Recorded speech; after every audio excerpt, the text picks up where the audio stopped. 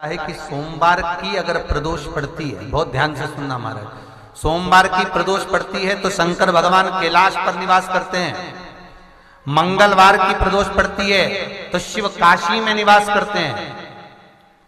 बुधवार की प्रदोष पड़ती है तो शिव रजत भवन में निवास करते हैं।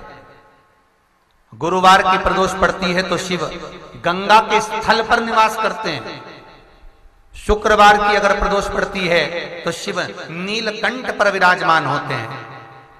शनिवार की अगर प्रदोष पड़ती है तो शिव शमी के वृक्ष के नीचे रहते हैं। और रविवार की जब प्रदोष पड़ती है तो शिव बेलपत्र के पेड़ के नीचे निवास करते हैं। महाराज ये एकादशी शंकर से कह रही है कि आपका स्थान ये नहीं कि आप कैलाश पर मिले, उस वार को, उस तिथि के दिन, उस अनुकूल।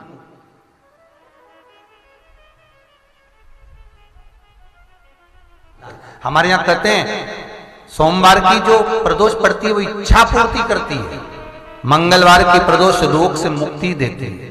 बुधवार की प्रदोष कामना की पूर्ति करती है। गुरुवार की प्रदोष शत्रुओं का नाश करती है। शुक्रवार की प्रदोष सुख और शांति देती है। शनिवार की प्रदोष संतान का सुख देती है। और रविवार की प्रदोष जो काम दुनिया में कोई नहीं कर सकता वो अचूक फल की प्राप्ति रविवार की प्रदोष करा देती है। महाराज ऐसी प्रदोषों का नियम वर्णन किया चाहिए। भगवान कहते ठीक है तू थोड़ी देर खड़ी हो। एकादशी सम्मुख खड़ी हुई। पार्वती जी ने जिस अंगुष्ठ का जल पीने के लिए लिया था हाथ में, बस पीने ही वाली थी, शंकर भगवान ने वही हाथ में जल लेकर एकादशी के हाथ में उसको देकर कहा ले, ये मेरे द्वारा निर्मित एक व्रत है जिसे त्रयोदशी के दिन तूने मांगा है, मैं तुझे देता हूं। आज इस व्रत का फल मैं तुझे प्रदान करता हूं। अब तू जिस जीवात्मा को लेकर जाएगी उसका पाप प्रबल नहीं होगा। किसी स्त्री, पुरुष, बालक, बुजुर्ग जो भी होगा जिसने प्रदोष का व्रत करा होगा वो जीवात्मा को तू किसी फल की कामना से नहीं स्वतः ही लेकर चली जाए। उसमें कोई कामना नहीं है। बन सके जीवन में 11 प्रदोष या 26 प्रदोष करने के बाद आप उसका उद्यापन कर विराम भी दे सकते।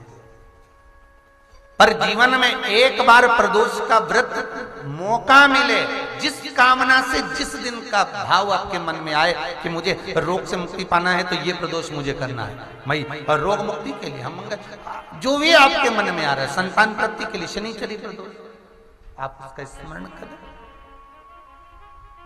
फिर लिखा शिव महापुराण में, बड़ा सुंदर लिखा वेदव्यास जी ने, मान लो आप प्रदोष का व्रत नहीं कर सकते, आप अगर व्रत नहीं कर सकते तो प्रदोष के दिन, प्रदोष काल में शाम का समय सूर्यास्त का कुछ पल, कुछ घड़ी के पहले से लेकर बाद तक का प्रदोष काल के अंतर्गत आप शंकर जी के मंदिर में जाकर 1 लोटा पानी, 5 बेलपत्र भी अगर समर्पित करते हैं तो संपूर्ण प्रदोष का फल आपके भाग्य में प्रबल हो जाए। शिव महापुराण में इसका